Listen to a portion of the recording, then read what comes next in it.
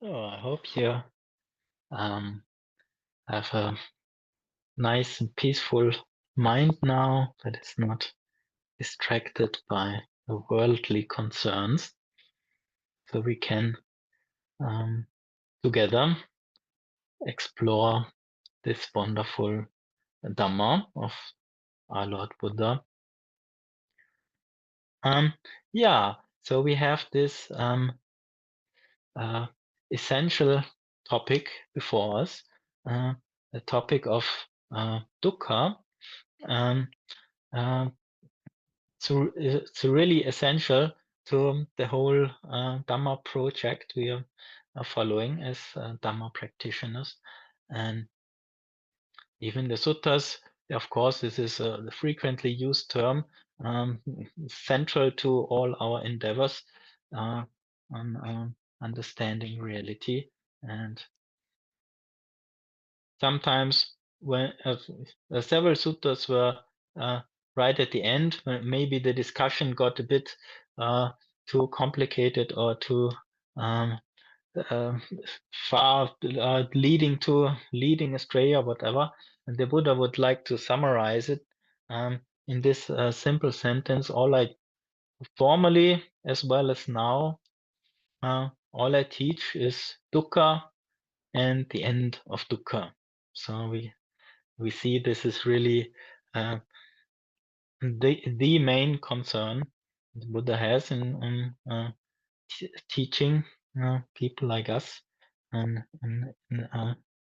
sharing his vision of inner peace.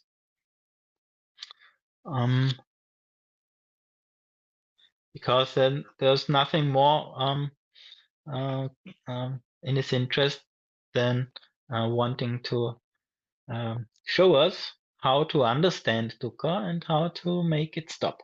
So it's really, if there's any essence of the Dhamma, then we can say that's the essence. And right now you might wonder why I leave it untranslated at first and still use the Pali term dukkha, but intentionally I want to leave it untranslated, not at first, and want to work together with you to find um, some the actual meaning of this word, because it's not all that simple. Actually,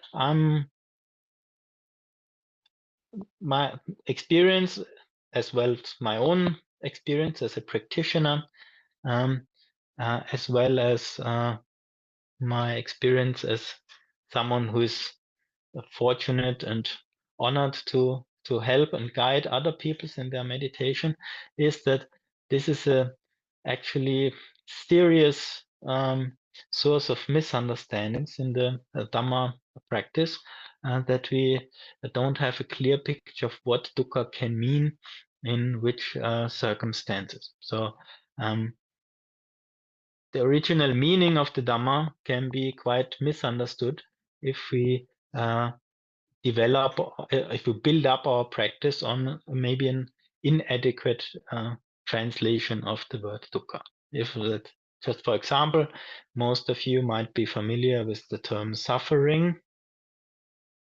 If we take that as a given translation that fits all the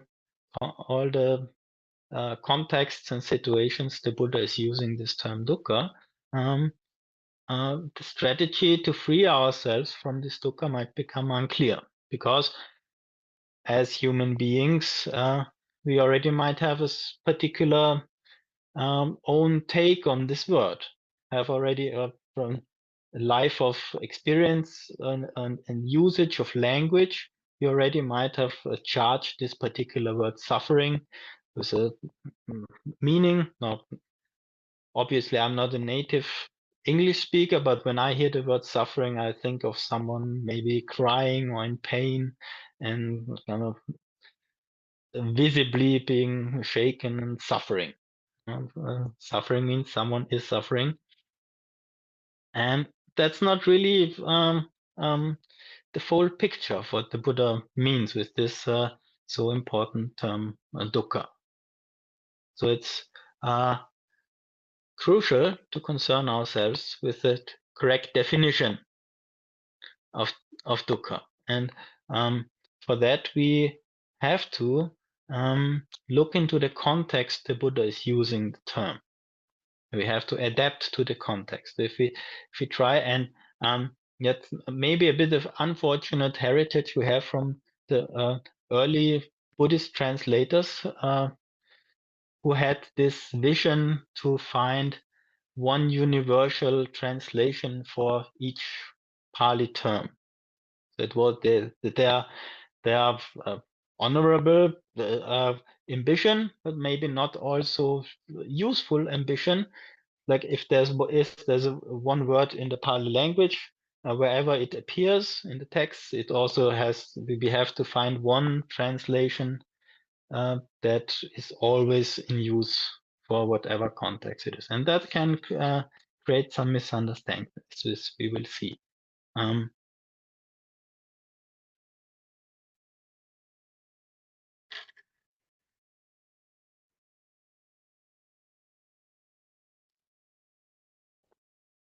Can be actually a little bit sad at times to see that people really put in a lot of effort and good intentions in their practice, but maybe get these basic fundamental meanings of these central terms in their practice a little bit wrong, and we can see how the whole angle of what their practice is aiming towards can be quite distorted, and then maybe the practice goes astray. In the worst case scenario, goes astray, or at least doesn't go the direction the Buddha intended for us. Yeah?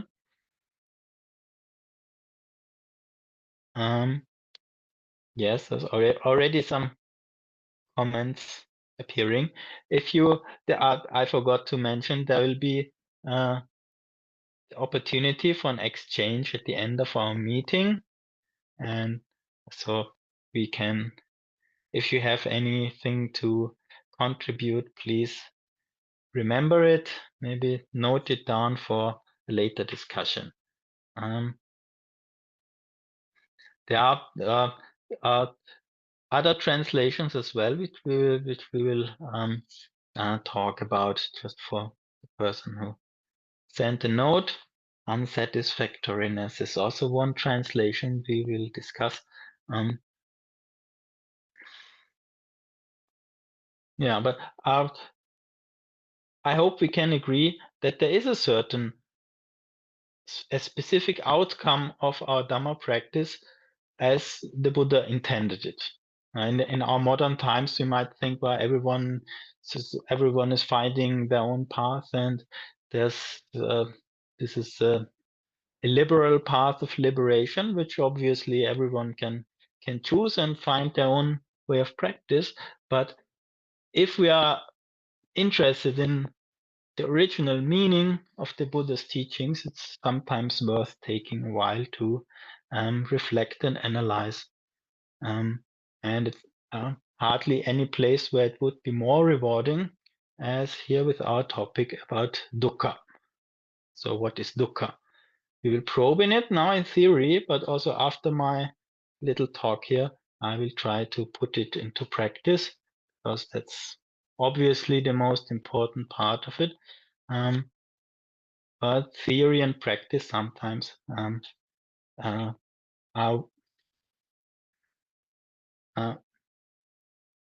should work together to get the optimum result. And when we just by carefully reading and studying the suttas, we will arrive at the conclusion that the Buddha uses this term dukkha in different contexts, mainly in 3 different contexts, where always the same word, the word dukkha, is used, but not for the same purpose. So we can almost say this word dukkha is something like a homonym, a word that can have different meanings in different situations. Another word that always comes up in translations, in German as well as in English, is the word right. That would be a good example for such a homonym. Right can mean just the direction, or it can mean distinguishing between right and wrong, or in modern days it can even describe the political views of a person, and all is achieved with this one same word. So like that, the word dukkha for the Buddha is not necessarily always the same. It can mean slightly different things in different contexts. And these contexts usually for a keen reader of the suttas can be deducted from the context of the discussion, right? So just by studying the suttas, we can arrive at this insight and what these three types of usage of the word dukkha is now will be the topic of my presentation. But interestingly enough, there's even a sutta that talks about three types of suffering. That's actually our sutta, the main sutta that we chose as the topic for Dhamma morning, Dhamma evening. And that's the Dukkhapañhā Sutta, about someone has a question about dukkha. And that's the first sutta we're gonna look at together. If there's, maybe I'll find a volunteer who's ready to read it out for all of us. Just the English, put the Pali underneath, so if you're interested, you can look at it. But would anyone like to read the English translation?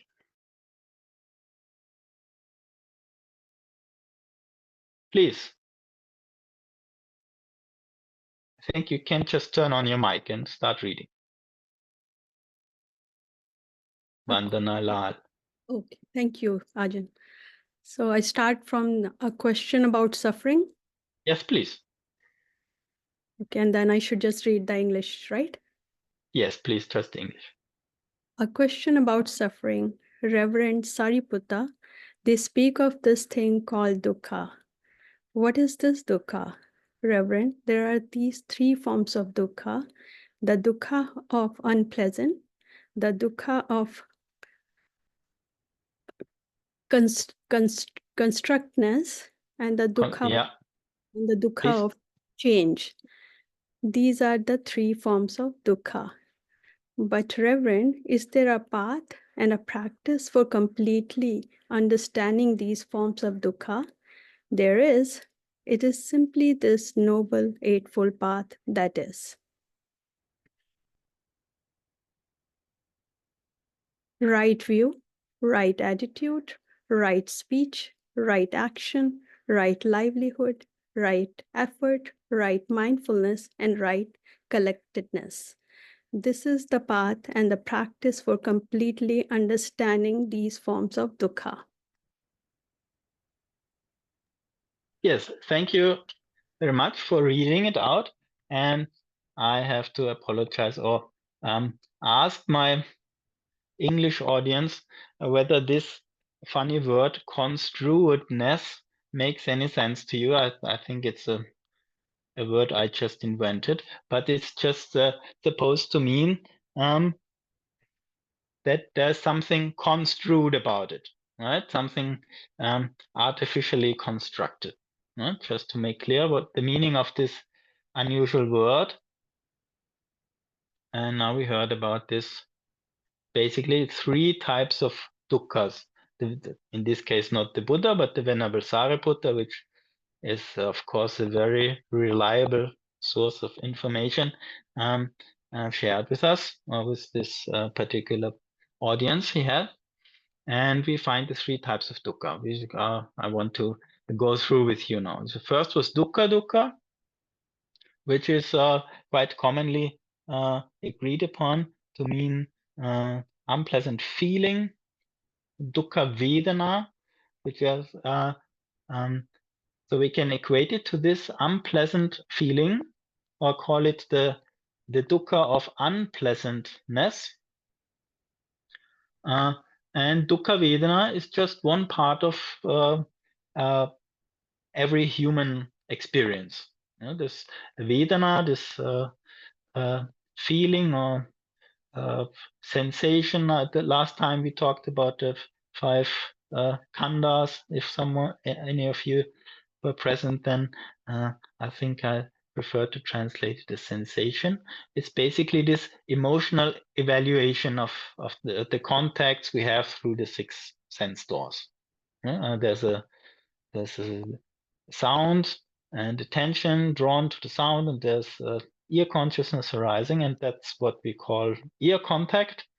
And then the mind starts to evaluate, what is it? Maybe we recognize it as a bird chirping, and then we find that to be pleasant, or maybe it's the neighbor's TV being noisy again, and then we interpret it as unpleasant.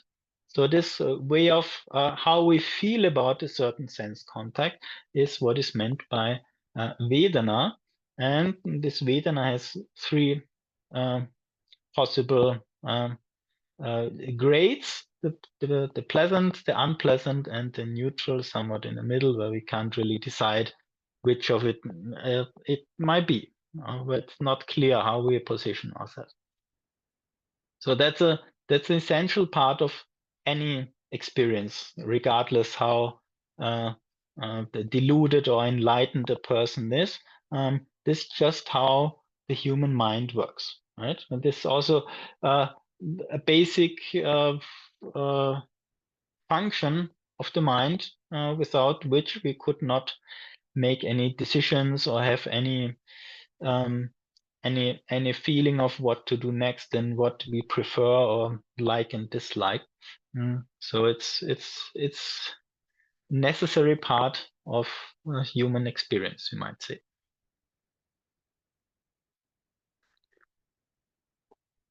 What we're also very familiar with is the usual reaction we have to an unpleasant feeling. This is kind of, oh, I don't like it. It's really, when it's unpleasant, it means I'd rather prefer not to have it. So there's a natural urge in us to avoid it. And the urge to avoid it expresses itself in a search for the opposite, for a pleasant sensation, for a pleasant feeling that we so much prefer to the unpleasant one. Now, the thing is, when we hear the Buddha talk about the liberation from dukkha, and all the knowledge we have about dukkha is that it can mean unpleasant sensations, we might slide into a big misunderstanding. But about then the Buddha is talking about getting rid of unpleasant feelings, and that sounds actually quite appealing to the mind, because who wouldn't like to have a life without unpleasantness, right?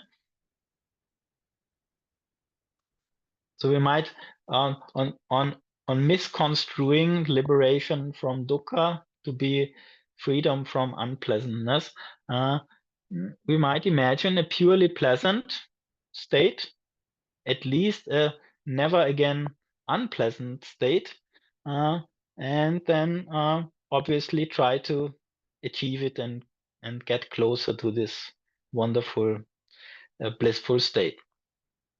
We might say that this is the Dhamma, our limited human mind comes up by itself without the help of a awakened Buddha. That's how we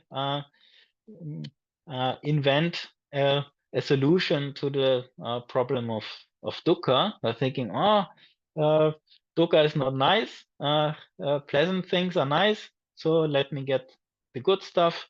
And when we look around, when we look at our own lives, and even here, when you look at this windows and this whole civilization, is basically built on making our lives more comfortable, getting more of the pleasant feelings and less of the unpleasant feelings.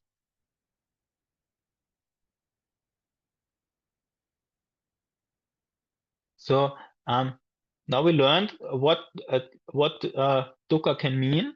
We learned here also, for example, that each dukkha concept has something like an opposite sukha concept.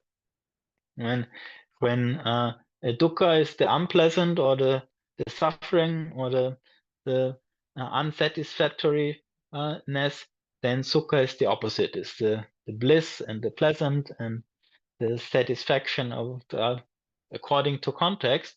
So and each of those dukkhas has its correspondent sukha concept coming along with it. And the sukha concept for unpleasant feeling is obviously pleasant feeling. And if we misinterpret dukkha vedana, unpleasant feeling, as being our arch enemy and the thing we should try to liberate ourselves from, then the obvious conclusion, however wrong it may be, at least its logic, would be to trying to attain a permanent, pleasant abiding, a constant pleasant feeling, and a highly illusional hope to ever attain constantly pleasant abiding. Which might lead to a lot of disappointment and exhaustion when we actually try to get there, and not to underestimate the danger of this small misunderstanding also for any meditation and spiritual practice, because quite often we I honestly have to admit is part of it of my own experience, but I also saw it many times with practitioners that when we have an unpleasant phase in our lives, we tend to be highly interested in the Buddha's teaching, and we run to one retreat and the next, and meditation classes can't be enough. But then when there's a nice and pleasant streak in our life, then all of a sudden we think, oh, it's not, maybe the Dhamma is not so necessary because I feel all right anyways. So it's also indication that we might misunderstand what this whole Dhamma project is actually meant for. There's much more at stake than just feeling a bit more pleasant and a little less unpleasant. And how futile any attempts at gaining permanent happiness by stabilizing our pleasant feelings might be is the impermanence of it all. That's second dukkha that is described here in our sutta. And the first one was the dukkha, the dukkha of unpleasantness. And now we have the dukkha of change and impermanence, the viparinama dukkha. And that, as already someone has mentioned in the chat, is actually quite well translated as unsatisfactory. It is this dukkha of the unstable, the viparinama dukkha. You could call it the inability to gain real satisfaction. But I'm going to talk about a bit more this logic connection. So viparinama, the word might be less familiar than the word anicca, but it means basically the same. Viparinama means like it doesn't stay in the same shape. It bends and changes, and that's a very good description of how we start to see our own experience once we start to look at it with wisdom. When maybe to make it a bit more understandable, when we talk about unpleasant feeling, it's the feel of it, right? It feels not nice, and this one feels nice and this not. And now here with the dukkha of the unstable, we talk about not how it feels. We covered that already with the first dukkha. Here we talk about how it behaves. And that's a big point of confusion, because when the Buddha says whatever is anicca, whatever is impermanent, is necessarily dukkha, he does not mean that whatever is impermanent is feeling unpleasant. So if we think that that's what the Buddha means, we start to get into trouble. We might rightly criticize the Buddha and say, well, that's a bit pessimistic. Sometimes, although it changes, sometimes maybe it's also pleasant. So why is the Buddha stating that it's always unpleasant? That's not according to my experience, right? So without misunderstanding the Buddha here, it's not about how pleasant or unpleasant it feels. It's about what ability it has or has not. And whatever is impermanent lacks the ability to satisfy us. So whatever is anicca, impermanent, is dukkha, is in the suttas we find it so often, this logic connection, and it's hardly ever questioned or challenged, right? So we see that for the logic of the of Indian thinking 2,500 years ago, that was not under dispute. Nowadays in modern context, I made different experiences with myself, but also with people like you who would really, in all seriousness and honesty, try to understand it deeply, and really we have to understand it in a deep and personal way so that it can affect us. So we also really have to deeply investigate this connection between anicca and dukkha in order to clear away with this really dangerous misunderstandings.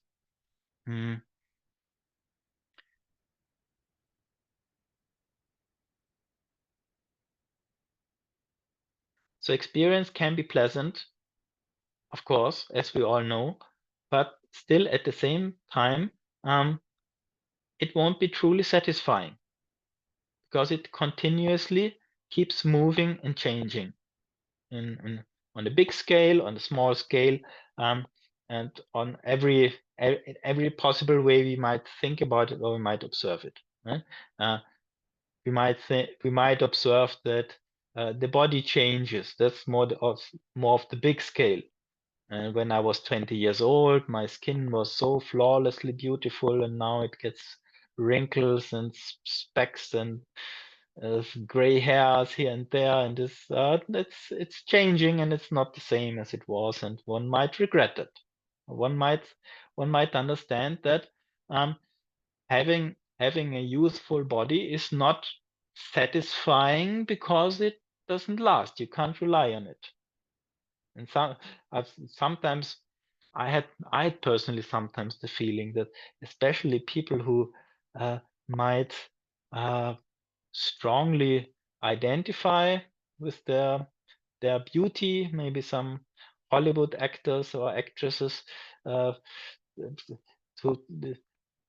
whose identity might to a certain degree be built up on this on their external appearance, and then once that starts to change and to crumble, that can be really a a disappointment or a big crisis in such people's lives, because what they experience to be unquestionably pleasant at the time, when they were young and beautiful and everyone loved them for their beauty, that was a very pleasant experience. No need to deny that, but it didn't last. So it is not really satisfying, even when we look at it on this very basic, big scale way.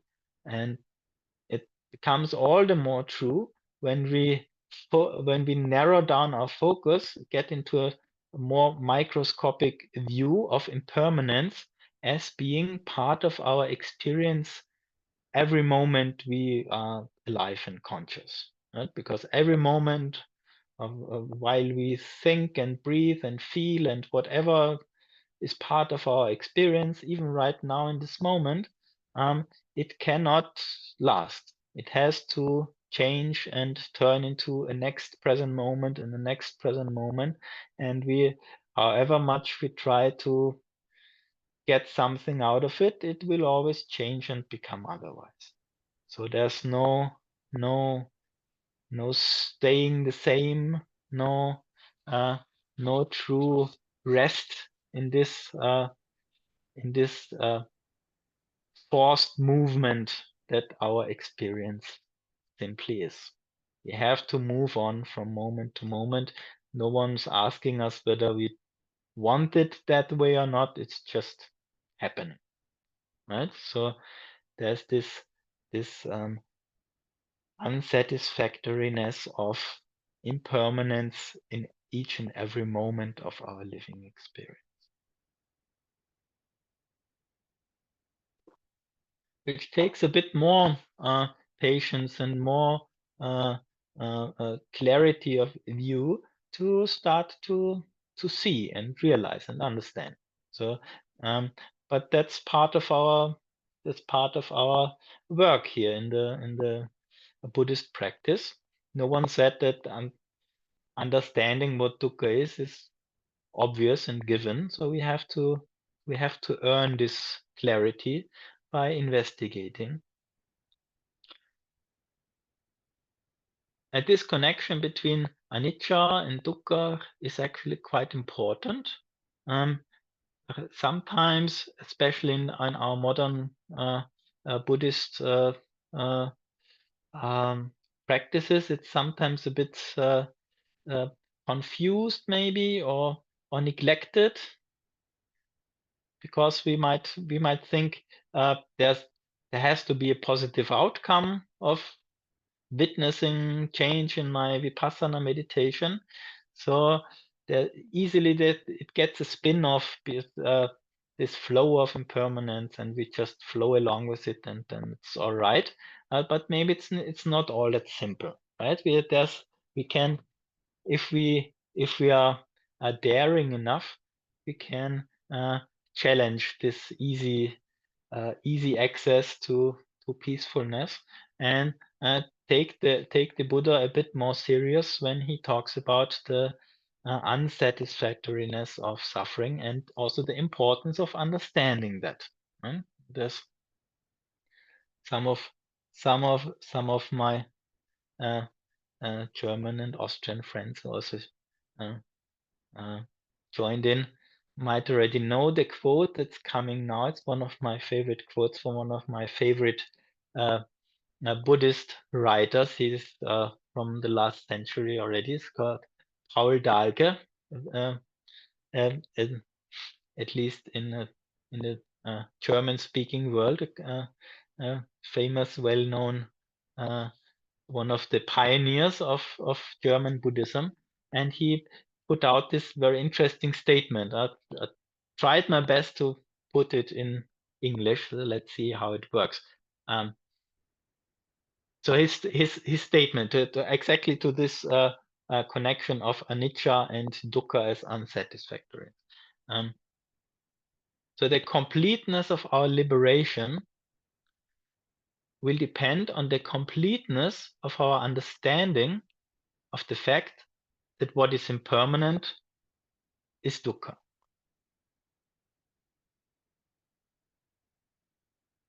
Was that understandable? Shall I say it once more? All right. The completeness of our liberation will depend on the completeness of our understanding of the fact that what is impermanent is unsatisfactory.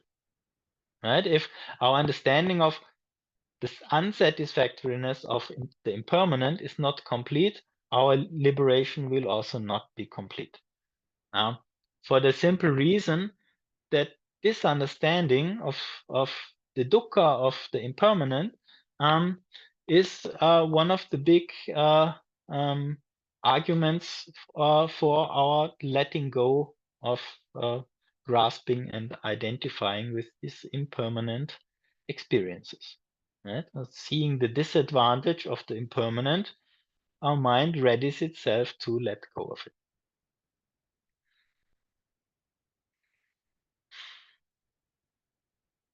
So we have to at least even if we are not all at once of the same opinion as the Buddha, give him a chance and give him here this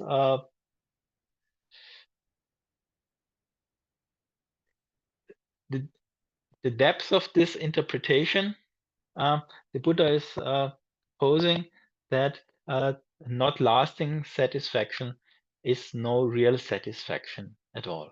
And if we think about it, it really does make sense, although it's not a pleasant truth at first.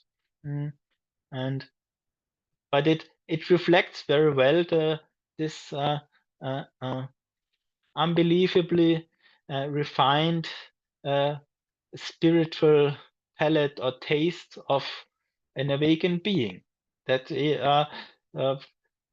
our Bodhisattva, our Prince Siddhartha, he was presented with all the pleasantnesses of 3 palaces and all this worldly amusement, but there was a refinement in his tastes that could taste this bitterness of disappointment and unsatisfactoriness in all of that. That's what sent him on his a noble search, which is a search that's more refined than the search for fun in the world.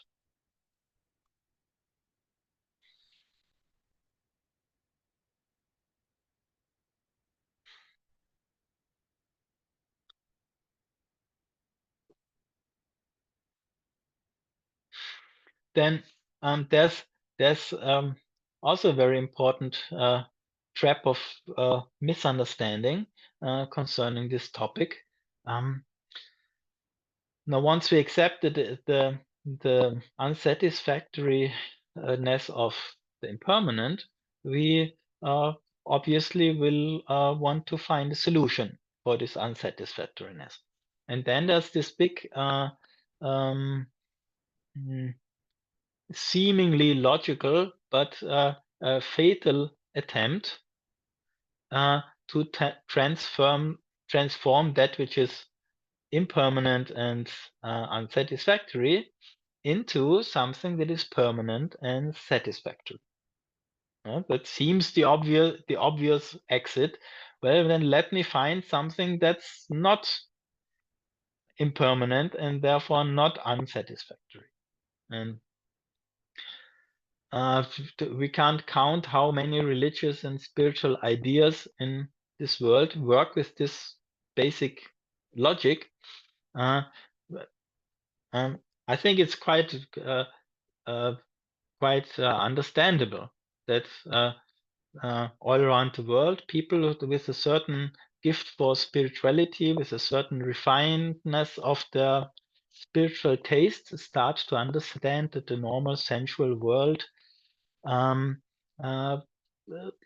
is impermanent and not satisfying, and that they also start their own searches for answers, right? But then it seems quite often the road they take is the road to a presumed permanent safety that is not yet discovered, but for sure must lurk somewhere in the background of my mind, or is a mythical place somewhere I only have to reach and then I'll be safe. So there ensues a fervent search for the permanent. Under many different names, our human mind is extremely creative to create all kinds of images or names or philosophical explanations for that. And it really seems to be something like a basic instinct of the unawakened mind to react to a view of the unsatisfactoriness of the impermanent with a strong desire, a strong longing for anything permanent, right? Even if I may, as a side note, say this basic instinct of the human mind seems to be so powerful that even within the realm of Buddhist practice, it again and again tries to take a foothold, or wherever human thinking, although inspired by the Buddha, starts to move away from a very basic orientation on the early authentic word of the Buddha, there we can observe that slowly these elements of mythical permanence are reintroduced. So it really needed the rigorous, the uncompromising attitude of the Buddha to shush away this lust for permanence as long as he lived, but then quite soon, when early Buddhism met other cultures and other traditions, whatever wonderful and beautiful products that might have brought to this world, it also seemed to have again and again brought to surface this basic urge of the human mind to find something stable beyond the unstable. And that's really a big misunderstanding of the Buddha's teaching, and a big misunderstanding of these different types of dukkha. That's one of the main reasons why this is such a rewarding topic of contemplation, to clarify some of those traps we might otherwise unknowingly walk into. And of course, I'm not here to blame anyone's practice, as far from my intentions, but I thought this might be a helpful clarification for some of you.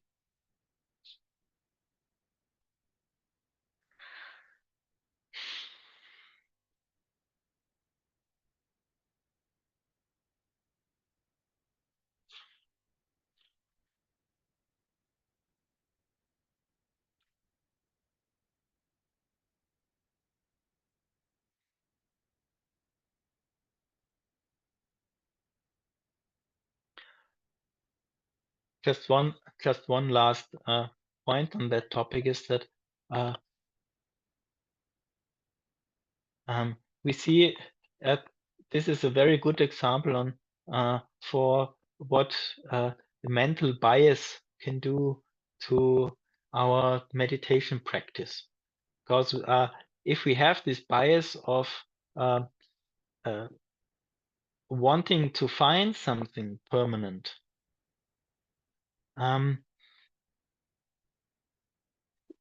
this can start to corrupt the clarity of our direct insight. With direct insight, I mean it's a very clear and incorruptible observation of the present moment, and we see other thoughts coming and going, and feelings, and whatever comes into the range of experience we can observe as impermanent.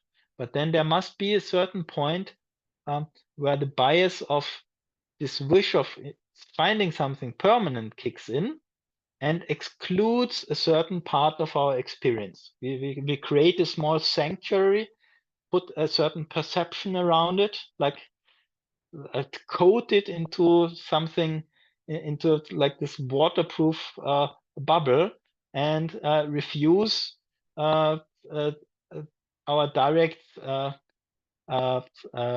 tool of probing of insight to penetrate this bubble. And so we try to reserve a certain area of experience, so we can project our longing for permanence there. And if we simply continued to do the practice without giving any parts of experiences any special sanctuaries, that could easily be resolved, but it needs this willingness to let go of the bias that's underneath it.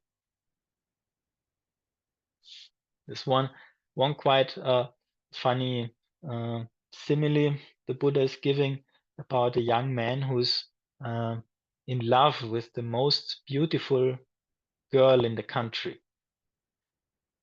And then he's asked by his friend, really, I'm so happy for you, and how does she look like? Is she tall or rather small, or what color of hair and what color of skin? And he wants to know all the details. But then this young man says, I don't know, because I don't know her actually. But I'm just in love with the most beautiful girl of the country, whoever that may be.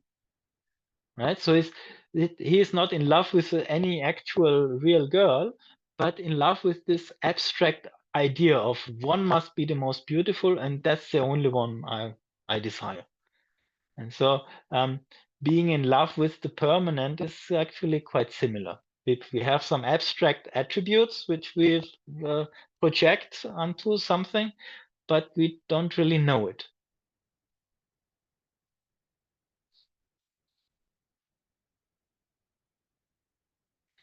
Okay, now there's one more dukkha on our list to understand. That is the in our sutta, the sankhara dukkha, which maybe it was a construed translation, you might say. I try to translate as the dukkha of construedness, making a noun out of construed, right? This is this again something different than the unpleasant feeling, and something different than this unsatisfactoriness of impermanence. It's the stress of construing. And this is, in fact, the sankhara dukkha is very similar to grasping, to upadana, which we find as a definition for dukkha in the Four Noble Truths. As all of you might be familiar with it, in the First Noble Truth, the Buddha defines dukkha. First, he lists the examples of being subject to birth, old age, death, and unfulfilled desires, and so on. And then, in summary, or the essence of all that, it's the five khandhas together with grasping.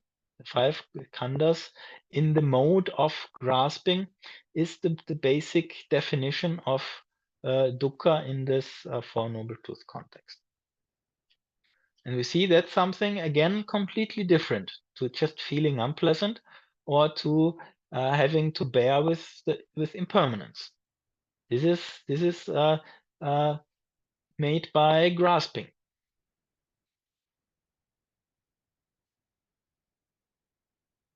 So grasping, we could define this grasping as something like an automatic urge, not by some external entity, but by exactly these five parts of experience, consciousness, and objects it experiences,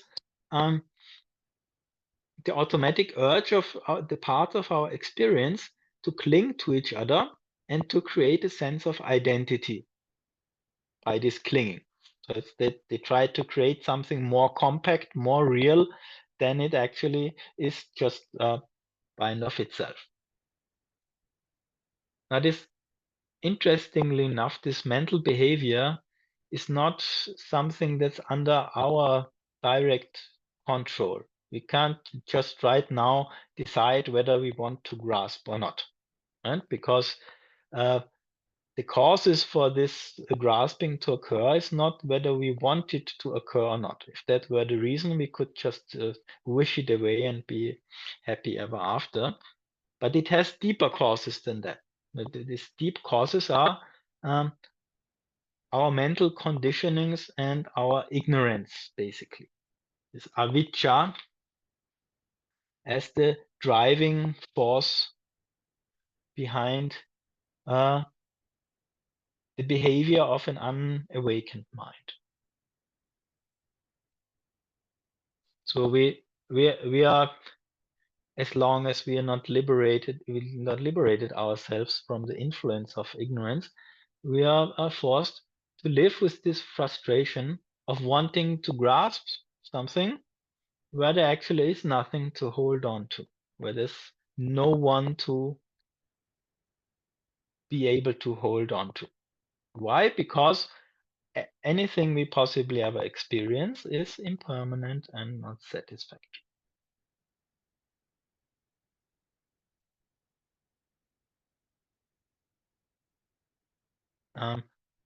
So ignorance is just another way of saying we do not understand dukkha, which can also mean we mix up these different types of dukkha and take one for the real thing and try and see it as our main problem and focus on fixing that problem and thereby just creating the actual real problem, which is this grasping induced dukkha, this state of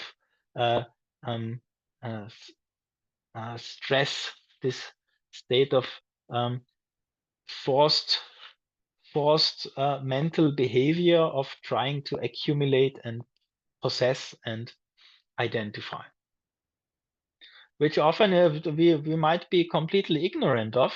Again, thanks to ignorance working so well in the background, because this might appear to us as suffering only when we start to gain some foothold in mental states with less suffering and less ignorance, and thereby create the ability to compare and to contrast. And then by contrast, we can easily decide, oh, this grasping, I never noticed it, but now that I can compare states of more grasping and less grasping, oh, it's obviously much more stressful to grasp and much more peaceful not to grasp. So it's something like a frustration of having this compulsion to identify with things that are no identity. So the wishing to be and possess things that are have nothing to do with self, that are impermanent and, as mentioned, unsatisfactory.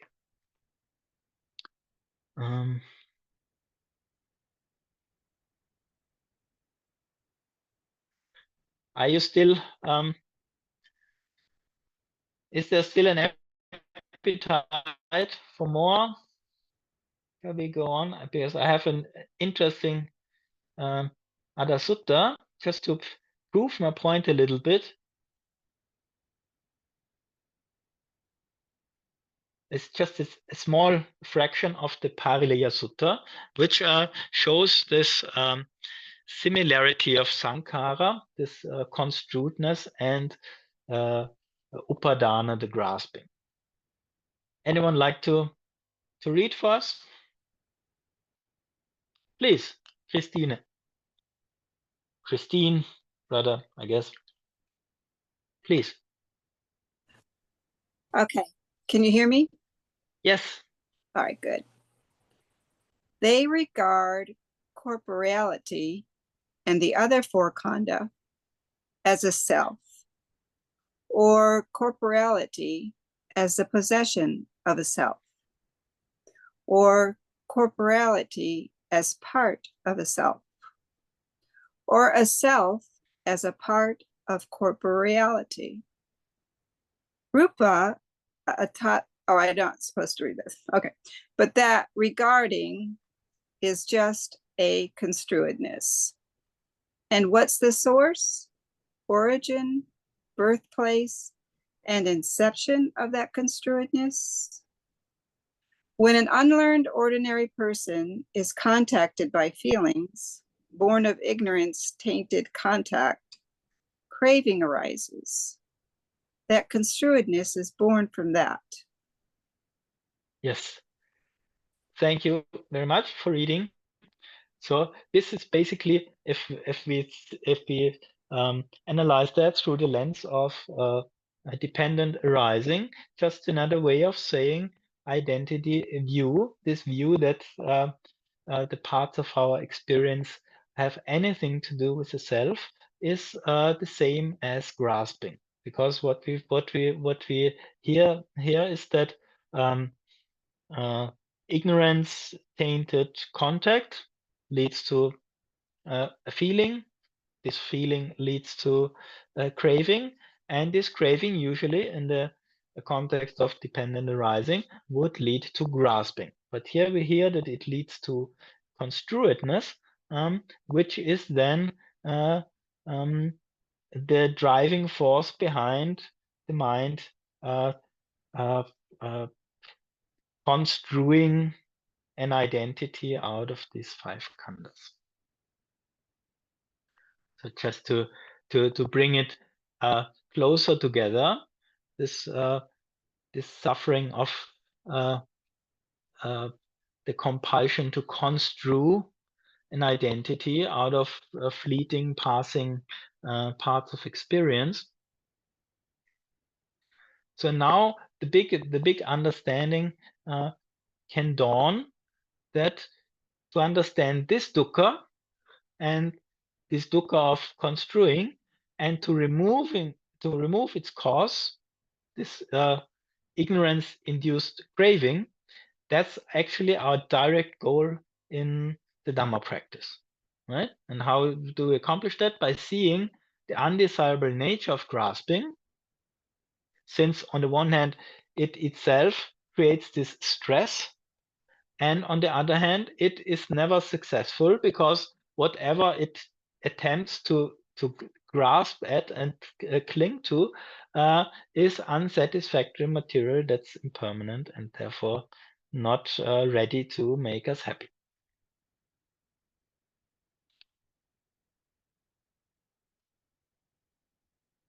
So basically, we had our walk through these three types of dukkha, and hopefully understood that the real, or the problem at hand for us as meditators and practitioners is this dukkha that is caused by ignorance, because ignorance is the one point where we can insert some influence in the whole system. We can try to only experience pleasant things however much we want. It will never be 100% successful. We can try to find anything stable and permanent, and again, it will be never really successful. But we can try to transform ignorance into knowledge, into wisdom. And that, although not possible from one moment to the next, is possible in the long run by just training the mind to see according to reality, to see it moment by moment with all the patience and equanimity we can muster, that any attempt to grasp and identify is not really worthwhile it, because it leads to suffering. And at the other hand, by understanding the the peacefulness of non-grasping, of non-construing, we can start to develop a liking for this informed state of non-grasping, which might, which obviously is not free from the unsatisfactoriness of the unpleasant, but it's something like making peace with that unsatisfactoriness. And it's not a state that is free from the unpleasant forever and always, but it's we made peace with the fact that unpleasant experience is part of existence, part of experience, however long it continues.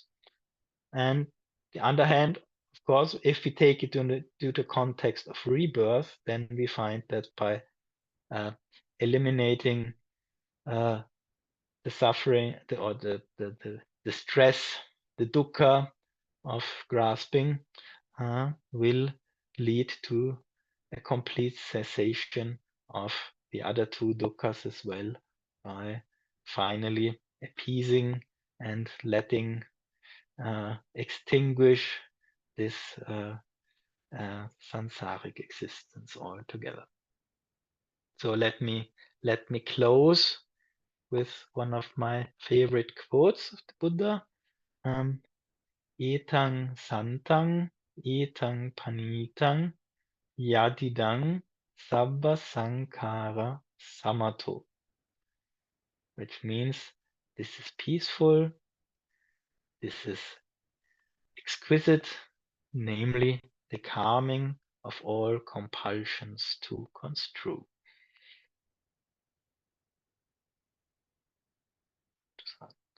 So thank you for listening, and I suggest we have a small break of maybe, don't know what you used to, maybe 5 minutes.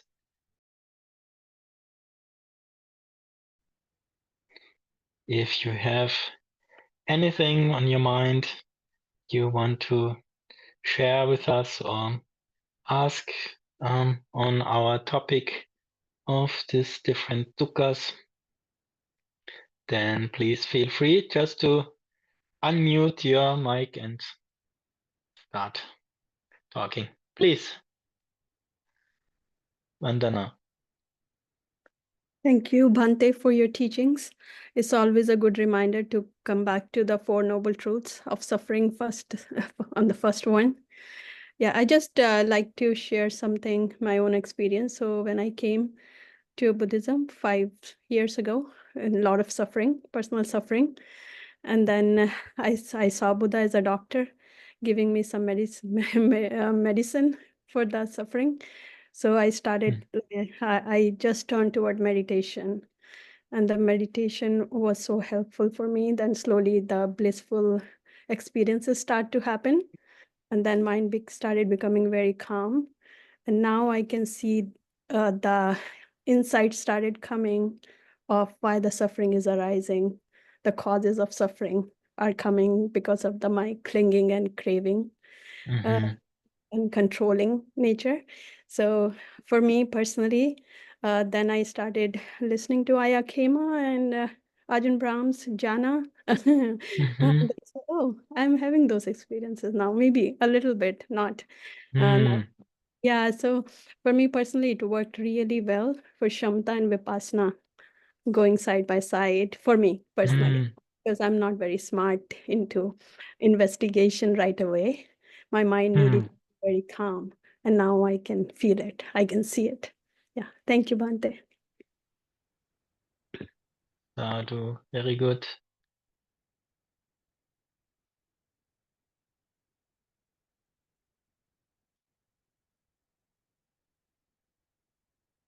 Yeah, that's the most important part of our practice, when we start to feel its effect and its relief, no? And it can come in so many forms. And because this Dhamma is good at the beginning and good in the middle and good in the end, And so there's this one taste of liberation wherever we are situated in the Dhamma. Beautiful. Yeah, but it is also absolutely true that these experiences are not permanent.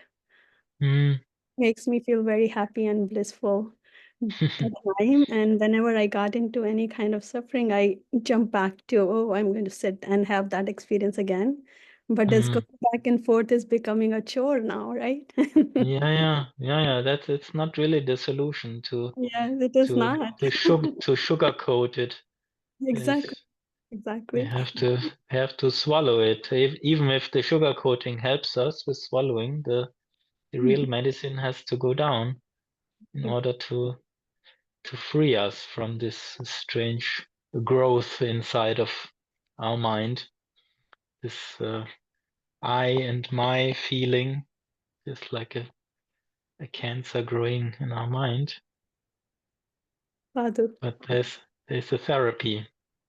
Yes, that's exactly. Which not necessarily always has to be pleasant. There's some pleasant phases of it, but sometimes it might also give us a hangover when we realize how much we allowed ourselves to be illusioned about reality. Bhante, I wanted to ask how much you have used this understanding of dukkha to inform your understanding of the Anapanasati instructions. Because it sounds like from your guided meditation, we did at least 2 out of the 4, well, 3 out of the 4 tetrads. Do you have a kind of teaching around that or a structured way that you go about it? The 2 are, of course, directly related. I view the whole exercise of mindfulness and breathing as a very refined way to prepare the mind to really fully absorb the meaning of impermanence, as it were, like we find in the last chapter of the Anapanasati exercise. And the other tetrads have their insights as well, but also have a big contribution in preparing the mind to really be technically focused enough for one, but also be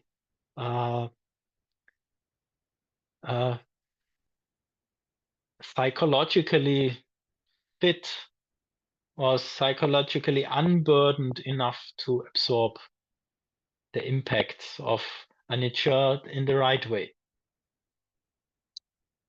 So that seeing the impermanence can turn into dispassion and fading away, and that can turn into a direct look at the continuous disappearance of our experience, and then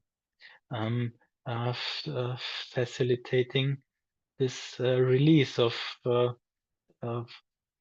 allowing this illusionary identity to fall apart. But that's an interesting point. We can now obviously all the 3 types of dukkha play their role in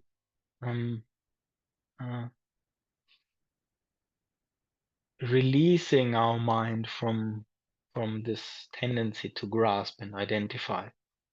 I would not belittle the suffering of the unpleasant also, because for most people this is the first encounter with dukkha, and the first driving factor to search for answers and solutions, right? And it's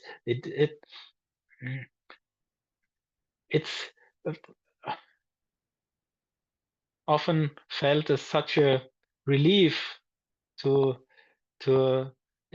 at last hear someone talk about it so candidly as the Buddha does, and that's one reason why existence can suck, really, because sometimes it's so painful and so unpleasant, right?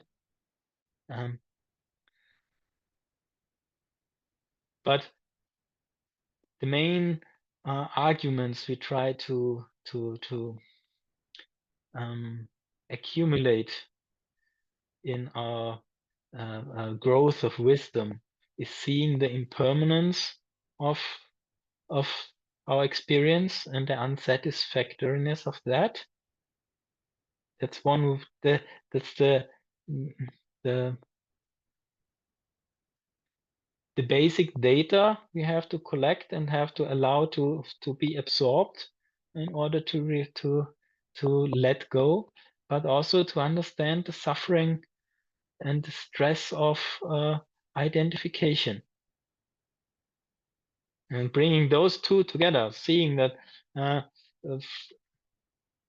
there's a painful love for self, but there's no way it actually exists. And those two together, the absurdity of the one and the painfulness of the other, combined, can bring about this release of this compulsion to grasp. Right. I missed the word. There was a word there that I misunderstood. Is it, so you said there's two sides and one of the words didn't come through to me. Can you say that again? Is it possible?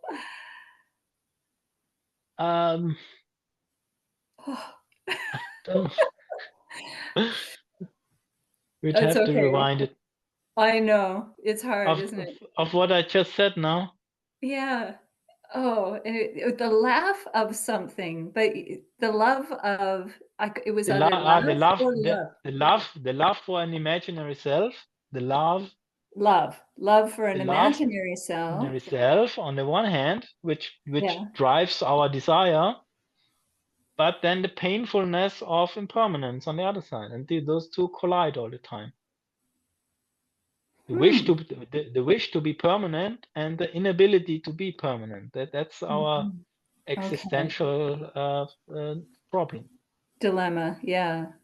And since we can't change the one, we can't change impermanence, but we can change our love for ourselves by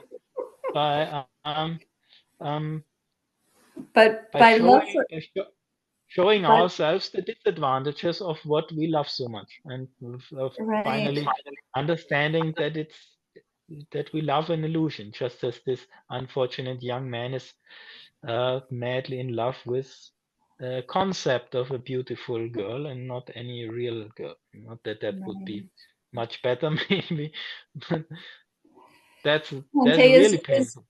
Is love the right word there? Like, it's a challenging word to put in that spot, because of course we want to care for the being that is here. There is, well, metta is important. Metta and compassion are important, but what do you mean by love in that sense?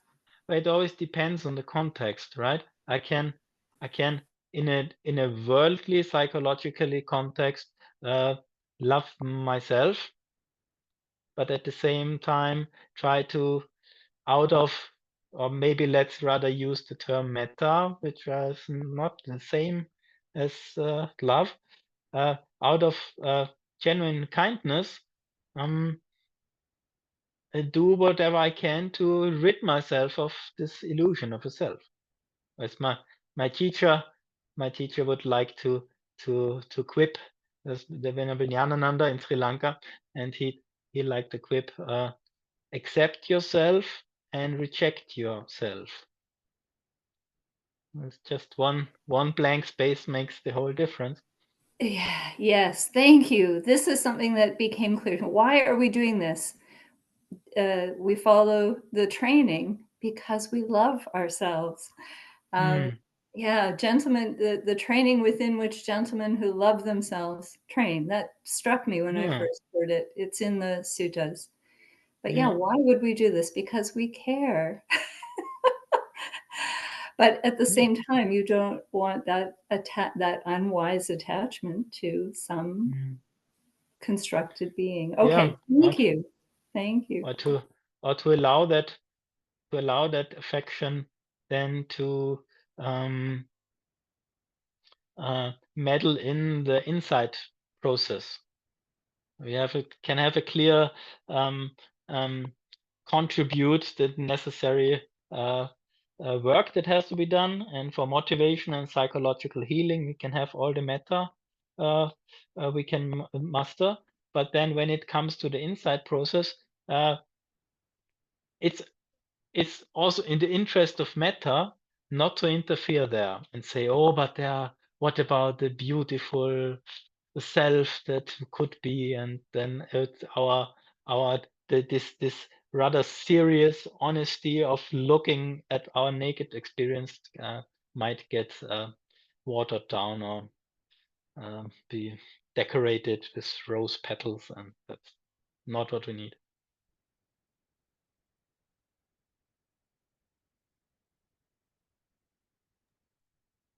And a few minutes left if anyone has a question.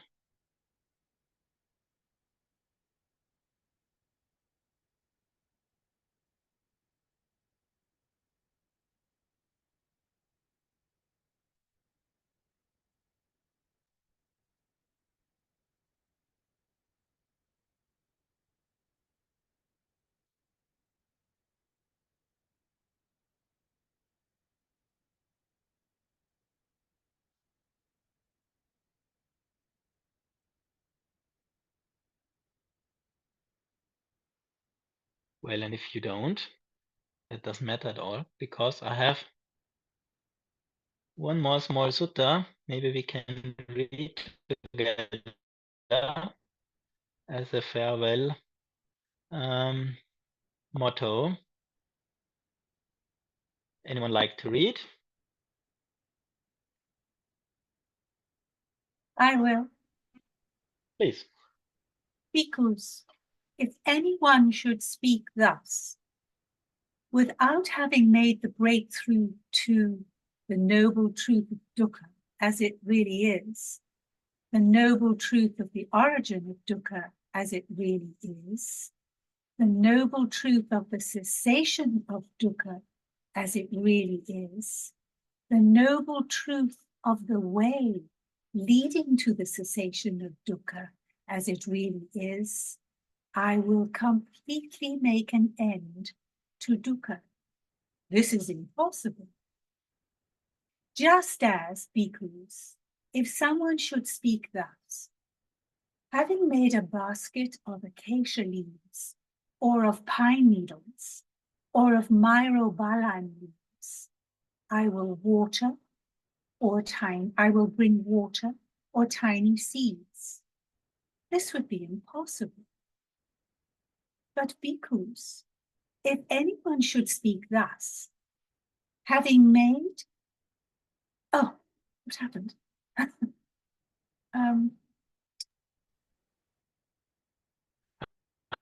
Yeah, but may I shortly interrupt you, because just for those, and then please continue. Just this tiny observation for those who can't really imagine the simile here. A basket of acacia leaves, which are tiny leaves, or pine needles, or myrobalan leaves.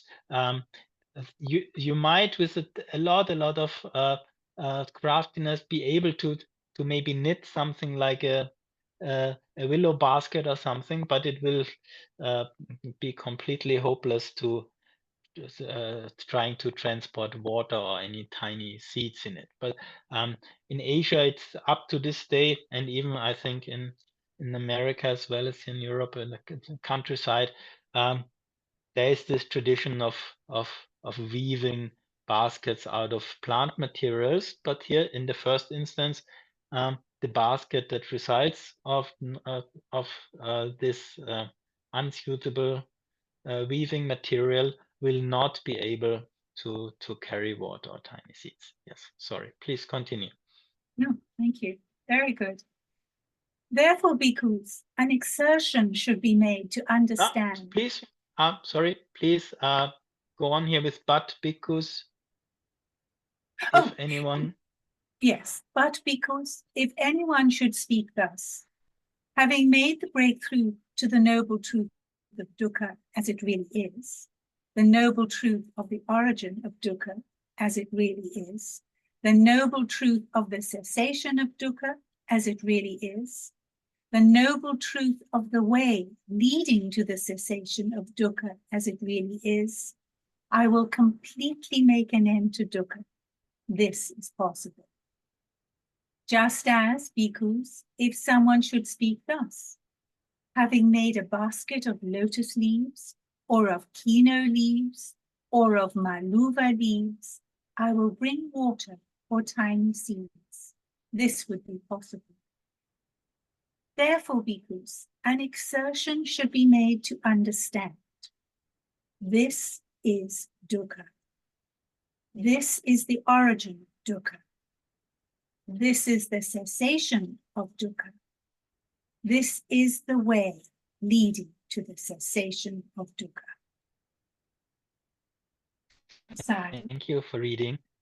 And as with such mighty and also waterproof leaves as the lotus leaf, it is possible indeed to, and I had such a little bucket myself in the jungle in Sri Lanka, made out of the root of a huge palm leaf, and one actually really could store water in it.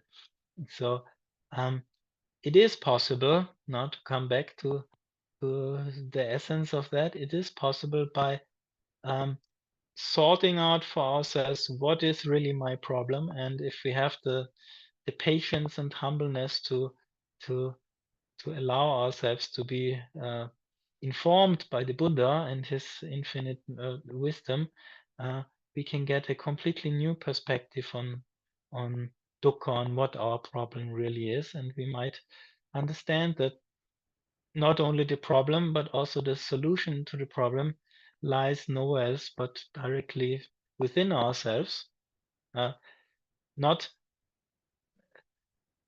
in a way that we can, with one act of wisdom or one act of will, just do away with all of it, but by finding the tools to patiently, one of my favorite expressions was this fanatic patience, to be on the heels of this dukkha problem as much as we can, and practice, cover all the aspects of our life with this wonderful Eightfold Path, so that slowly and gradually we can transform the dukkha of the craving and grasping and illusion into a life of lightness and peacefulness, of not being forced to identify, and finally to allow this whole process of existence to cool down and to extinguish finally, so that all suffering is liberated. All right, so hopefully a worthy finale to our Dhamma meeting. Thank you so much for the invitation and for your participation, and please keep up the good work of practicing in your homes and struggling to get up in the morning and squeezing in this one meditation before your busy lives start once more. And it's really worthwhile.